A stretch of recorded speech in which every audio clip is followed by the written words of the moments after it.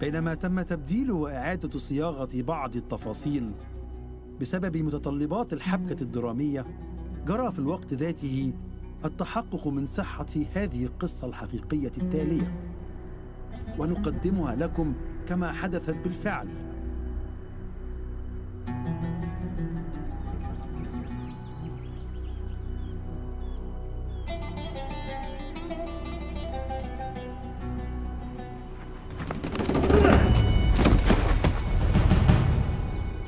عنصر المفاجأة هو الأهم، يتلف عليه بسرعة، ما تديش عدوك وقت للرد، اذبح من الوريد للوريد، لازم تكون عنيف وما عندكش أي خوف، ارمي الأرض، اذبح بسرعة، مفيش رحمة. احنا عشنا في الصحراء واتدربنا لهدف وحيد، إننا نرجع مصر ونستولى على الحكم. كنا مستعدين إننا نواجه أي تحدي في سبيل الله، وما كانش فيه أي حاجة تهمنا إلا دعوة الإسلام.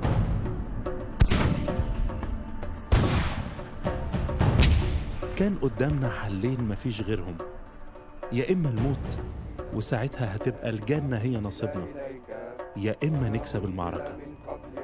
أنا اتدربت علشان أكون قناص، وبرعت في إصابة الأهداف بدقة.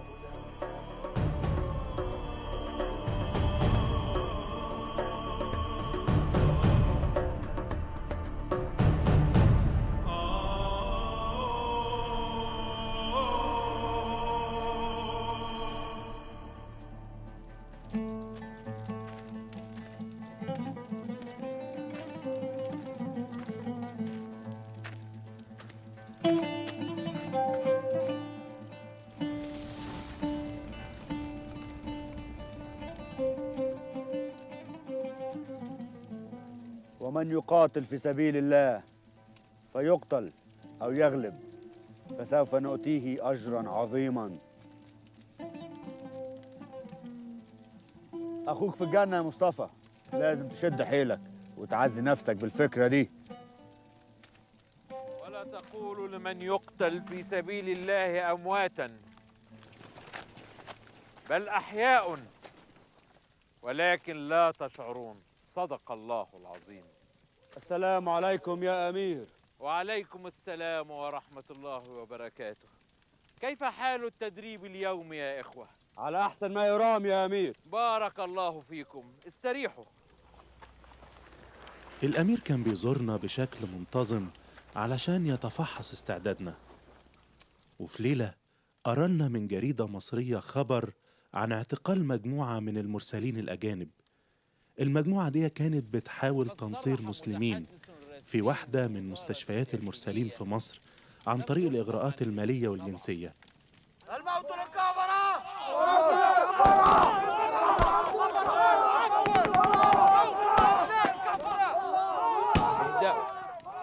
اهدأوا. الخبر ده كان فيه إهانة كبيرة لكل واحد فينا.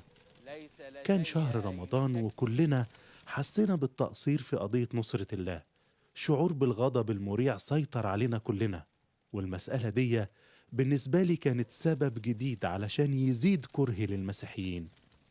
النصارى بيقولوا إنهم على يومها حق، قطعنا عهد على نفسنا إننا نقضي على التبشير المسيحي مهما كان الثمن.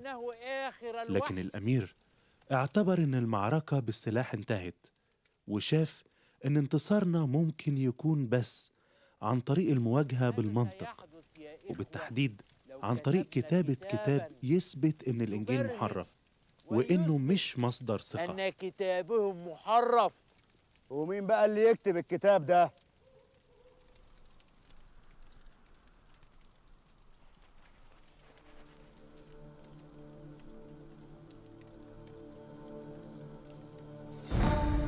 يا راجل، انت هتخاف من حتة كتاب؟ وامي كانت بتقول ان النصارى بيعملوا اعمال سحر وشعوذه بالكتاب دوت، وان اللي يقرا الكتاب ده بيحط نفسه تحت تاثير السحر بتاعه. ولعنته كمان. انا مش ممكن اقرا الكتاب ده. لا لا، ده مستحيل. لا تجادل ولا تناقش. إن كنت تؤمن بالله واليوم الآخر يجب أن تفعل ما أقوله يا خليل. لا يا أمير، شوف حد غيري يقوم بالمهمة دي. لا لا. خليل، أرجوك يا أمير، شوف حد تاني يقوم بالمهمة دي. أعتقد أنه لا يوجد شخص أجدر على أداء هذه المهمة غيرك يا خليل. لكن أنت بتطلب مني أن أكون زيهم، أفكر زيهم. إزاي أعمل كده؟ اطلب مني إن أقتل كل نصراني في مصر، لكن ما تطلبش مني إن أقرأ كتابهم ولا حتى ألمسه. إن غيرتك في سبيل الله لشيء عظيم جدا، ولكن هذه الغيرة قد أعمت عينيك فلم تعد قادرا على التمييز. ألا يمكنك أن تدرك الشرف الكبير والفخر العظيم الذي ستناله لو أتممت هذه المهمة؟ سوف تكون أول من يكشف أكاذيب النصارى واليهود، وسوف أدفع لك 500 جنيه كمرتب شهري طوال هذه المدة، وسوف أسلمها لك بنفسي.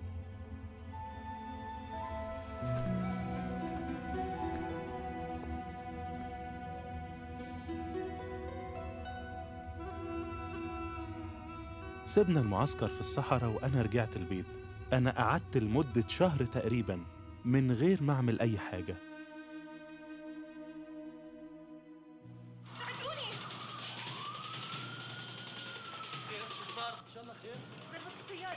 هي يا ولاد، حصل ايه في المسلسل النهارده؟ مسكينة أم الواد. حصل ايه؟ ابنها ما ينزلش الشارع وعربية جت وخبطته. يا عيني يا ابني. حطي الشاي تعالي اتفرج معانا يا أمي. الحمد لله، بس حبيت أقول لك إني اليوم صرت أخذت على الشيف تاعي.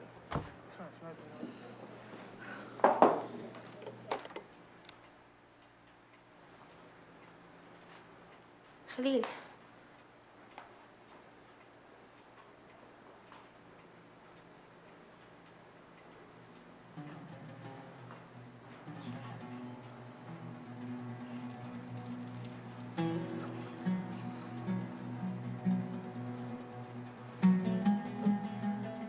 قلت لكم 1000 مرة ما تتفرجوش على الباب بتاع الكاميرا ده. احنا ما كناش بنتفرج. خليل يخلق يا ابني. كاميرا.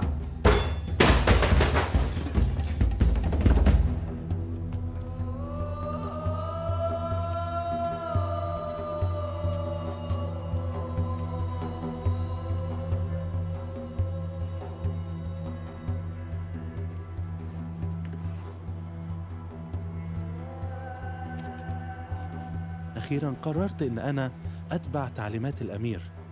كان لازم أطاوعه وابتدي أشتغل في المهمة اللي هو كلفني بيها، لكن بصراحة ما كنتش عارف أبتدي منين بالظبط.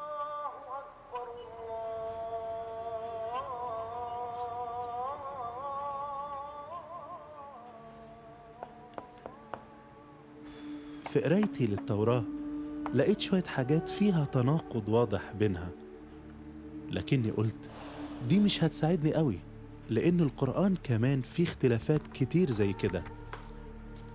وإذا قلنا إن الحاجات دي بتضعف من دقة الكتاب المقدس ومن صحته، هنكون بكده بنحكم على القرآن بنفس الطريقة.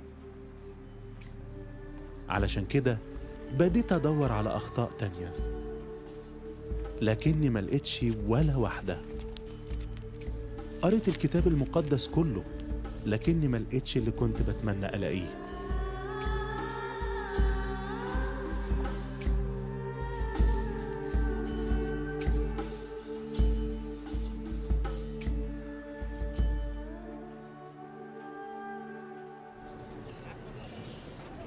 مفيش ولا آية في كتاب النصارى بتتكلم عن مجيء نبي اسمه محمد ولا حتى أحمد. لقد أحضرت لك معي ما تحتاجه يا خليل. خذ.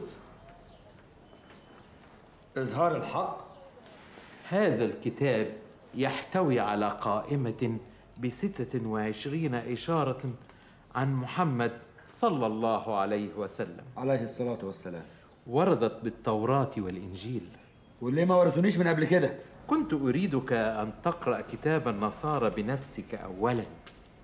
هنا لن يستطيع أحد أن يجادلك فيما توصلت إليه من نتائج. خليل يا ولدي، الكتاب الذي سوف تكتبه ليس مثل غيره من الكتب التي سبق وبحثت في هذا الموضوع، وسوف نصل إلى نتائج مذهلة بإذن الله. بإذن الله يا خليل، وسوف ترى.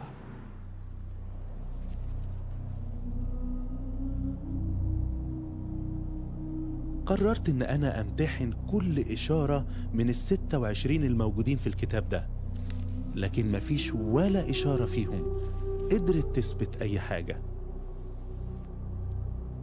أنا قلت يا رب، أنا مش قادر أثبت إن الإنجيل محرف، ولا قادر ألاقي أي ذكر لمحمد في أي مكان فيه. يا ترى إيه اللي أنا عايش علشانه؟ يا ترى أنا بعبد مين؟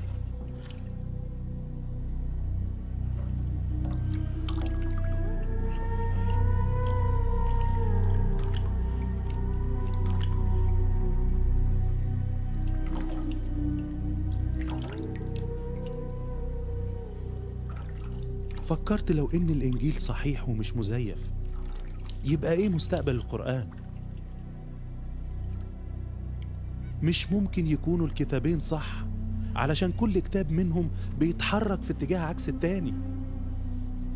وبكده بديت أكتب ورقة بحث بعنوان هل القرآن هو كلمة الله؟ ولما خلصت البحث كان عدد صفحاته بين 200 و 300 صفحة. وفي يوم من الأيام جه الأمير في زيارة مفاجأة. اتفضل حضرتك، استناه هنا في الأوضة. خليل دقيقة واحدة ويخرج لحضرتك. شكراً.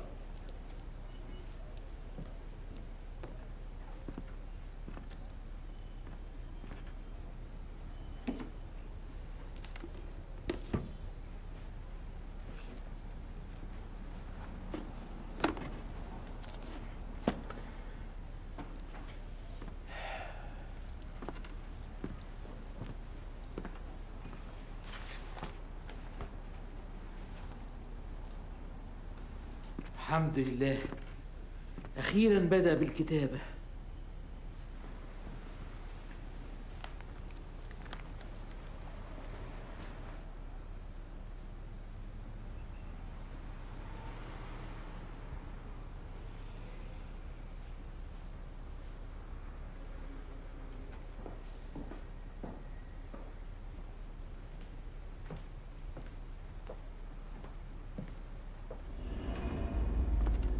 ايه اللي جرالك يا خليل؟ ايه اللي انت كاتبه ده؟ انت بتقول ان القرآن مش كلام الله؟ ان ما كنتش مصدقني اقرا بنفسك الانجيل. انت فاكرني مبسوط باللي انا طلعت له ده؟ انا قلت لك مليون مره شوف حد تاني يقوم بالمهمه دي، لكن كل مره ترد عليا وتقول لي ربنا اختارني انا. انت المفروض تلوم نفسك مش تلومني انا. احنا دفعنا لك فلوس كتير عشان تكشف اكاذيب النصارى الكفره. لا لا لا لا لا، انت قلت لي اعمل ابحاث بنفسي وده اللي انا عملته، وكتابهم هو الحق. ومش بس كده، القرآن نفسه بيقول ان عيسى المسيح هو الله. اخلص! اوعى تتكلم، بقول لك اوعى تتكلم. القرآن بيقول ان عيسى بيتكلم بامثال، وانا هرجع تاني على السحاب وهيدين الناس. اسكت! سورة المائدة عيسى يقدر يخلق. سورة العمران عيسى بيشفي المرضى ويقوم الناس من الموت. يا كافر! عيسى هيرجع على السحاب وهيدين الناس في يوم الاخر زي ما هو مكتوب في الكتاب بالظبط.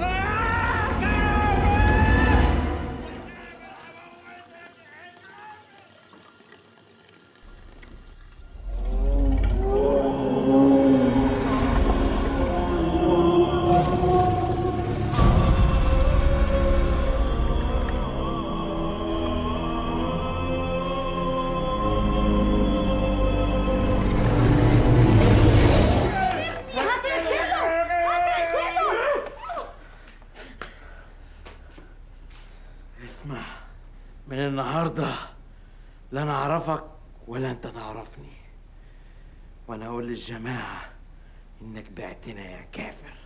الكلام الفارغ ده لو وريته لحد هقتلك بنفسي. كافر كافر. خليل خليل. وأما أنا فأقول لكم أحبوا أعداءكم، باركوا لاعنيكم، احسنوا إلى مبغضيكم، وصلوا لأجل الذين يسيئون إليكم ويطردونكم.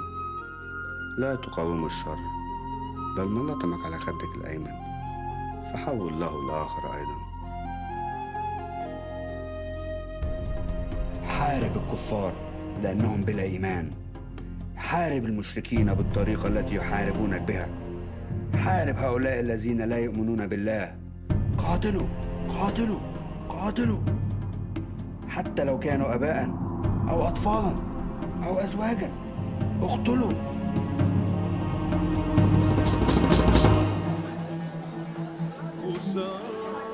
والمصحف الشريف انت اللي منور يا معلم.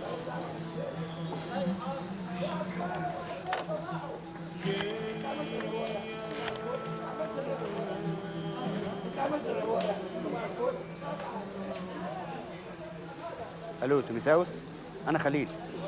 لا كويس، انا بس كنت عايز اتكلم معاك من مده. وفي يوم من الأيام طلبت في التليفون واحد من أصحابي المسيحيين في الشغل، كان نفسي أسمع منه عن الإنجيل، بس هو خاف وقفل السكة في وشي. وبعدين حصلت حاجة أزعجتني جدا، إن شنطتي اتسرقت وكان فيها كتاب المقدس والباسبور. ايوه يا معلم. ما شفتش شنطتي؟ الشاي بتاعك يا معلم. ايوه يا معلم، هجيب لك. حاضر. انا محمود. سعادة فين؟ بشوف شنطتي سبتها هنا اهو. شنطة ايه يا فندم اللي بتتكلم عليه؟ بس دي فيها بطاقتي وفيها الانجيل. الانجيل يا فندم يا فندم، فلوس المكالمة يا حبيبي، تعالى هنا يا فندم.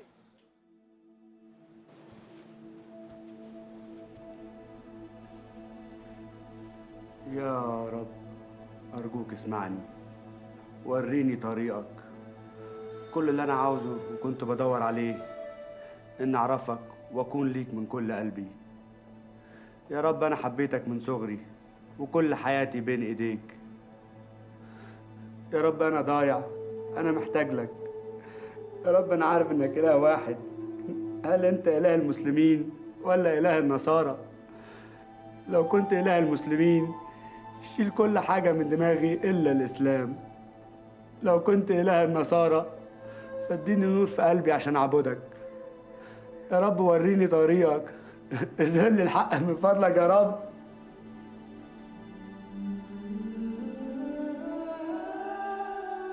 الليلة دي أنا نمت بعمق بصورة ما حصلتش في حياتي قبل كده، وقرب الفجر حلمت حلم.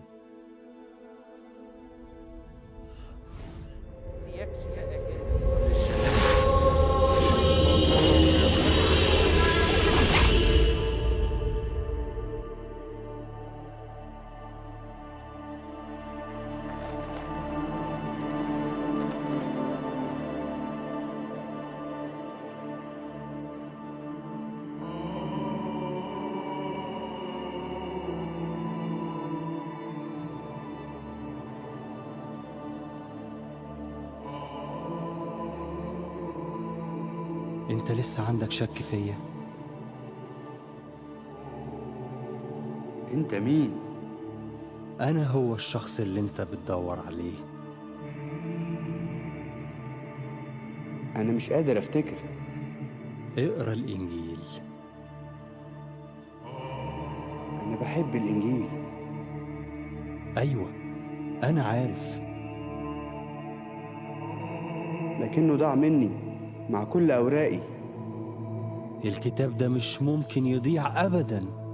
قوم وافتح دولابك وانت هتلاقيه هناك.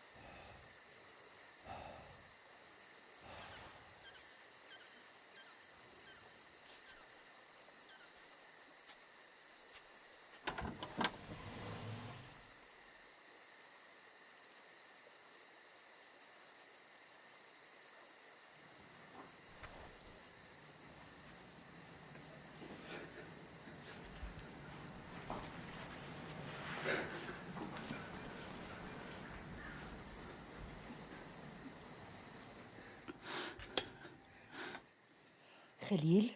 أمي، لازم تسامحيني يا أمي. أنا كنت فاكر إني بتبع الإيمان الصح لما كنت بعاملك بأسوأ طريقة مش كويسة. سامحيني واسمحيني أبوس رجلك يا أمي من فضلك. بسم الله الرحمن الرحيم. مالك يا خليل؟ ربنا وراني الحق يا أمي. ربنا اللي عرفته النهارده مش هو اللي كنت بتبعه زمان. يا ابني هو إله واحد مفيش غيره. أيوة يا أمي، وهو اللي بيوصيني دلوقتي إن أحبك وأكرمك. ومين هو الإله ده يا خليل؟ هو الإله الحقيقي اللي ظهر في المسيح عيسى المكتوب عنه في القرآن. بس يا حبيبي لو سمعوك هيقولوا عليك اتجننت. أنا هعمل اللي تقولي عليه يا أمي، لكن أنت فعلا مصدقاني؟ ومصدقكش ليه يا ابني؟ أنت عمرك ما عملتني كده. روح يا ضنايا، إله يحفظك وما يتخلاش عنك أبدا يا حبيبي. سامحيني يا أمي من فضلك يا أمي، سامحيني.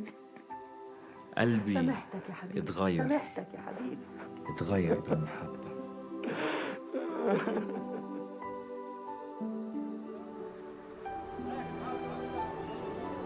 أنا ما قدرتش أرجع أنام تاني ليلادي، وفضلت صاحي لغاية الصبح. كل حاجة كانت عينيا تقع عليها كنت أشوفها جميلة جدا. كنت عايز أحضن وأبوس كل إنسان أقابله، وكنت عايز أقول لهم إني بحبهم قوي، حتى المسيحيين اللي كانوا عارفين إني راجل متعصب وعنيف.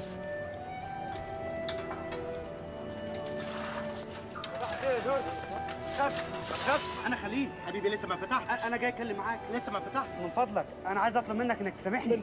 أرجوك من فضلك كلمني بعدين. أرجوك، أنا اتغيرت. أنا مش نفس الشخص، أنا اتغيرت. أنا عارف إن أنا أذيتك زمان عشان أنت مسيحي. سامحك، اتغيرت. أنا ما استاهلش إنك تسامحني. سامحني أرجوك، سامحني.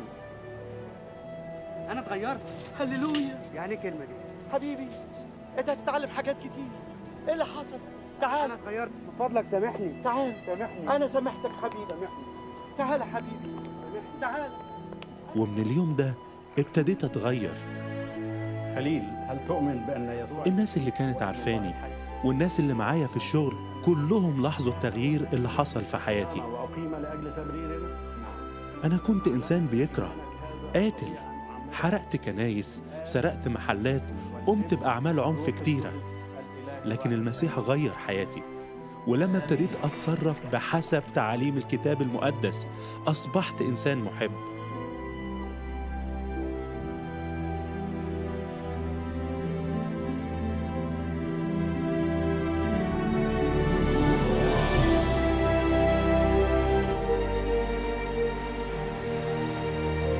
أنا بقيت حر، ابن الله حررني. ليا الحياة هي المسيح والموت هو ربح. في الماضي كان الموت بيخوفني، كان حاجة بشعة ومفزعة، لكن دلوقتي مفيش للموت سلطان عليا. أنا بقيت في المسيح وكل شيء أصبح جديد.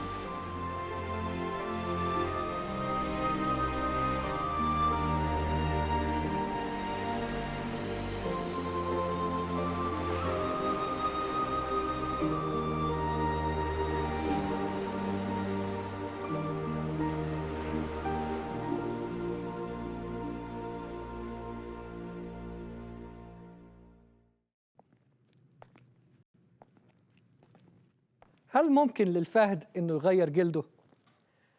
هل ممكن للاسد انه يعيش بسلام مع الحمل؟ ممكن لراجل مليان بالكره والعنف المدمر لاعدائه انه يبقى راجل سلام؟ بالنسبه لخليل ممكن نقول الاسئله ديت ما خطرتش على باله ابدا، لغايه ما قابل شخص يدعى امير السلام، الرب يسوع المسيح. ممكن يكون ده مستحيل، ايوه، من وجهه نظر انسانيه ده مستحيل جدا، لكن كل شيء ممكن مع الله. ده ياخدني بالذاكرة لراجل يدعى شاول، زي خليل، عنيف ومؤذي وكمان كان عالم. عمل على تدمير المسيحيين في بلاده وشارك بقتل الكثير منهم، ليكتشف في نهاية الأمر إن حربه ما كانتش ضد بشر بل ضد الله. جعل الله شاول يركع على ركبه، ومن الموقف المذل والوضيع ده صرخ الرجل الفخور والغضبان في يأس: مين أنت يا رب؟ وجاوبه الرب وقال: أنا يسوع، ولما تحارب كنيستي تحاربني شخصيا.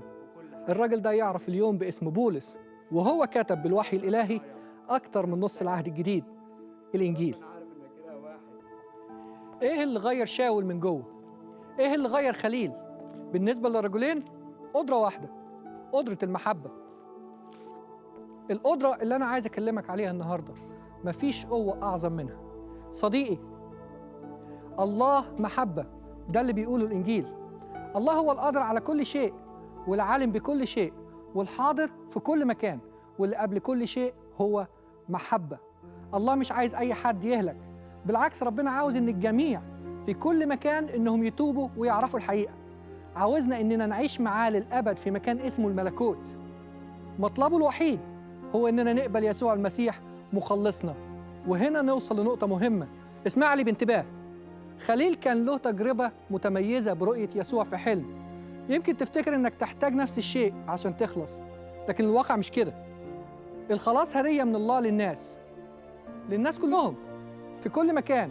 مطلب الله الوحيد هو إننا نيجي له بالإيمان، وحتى الإيمان هو عطية من الله. إيه اللي ممكن نعوزه أكتر من الحب من إله محب؟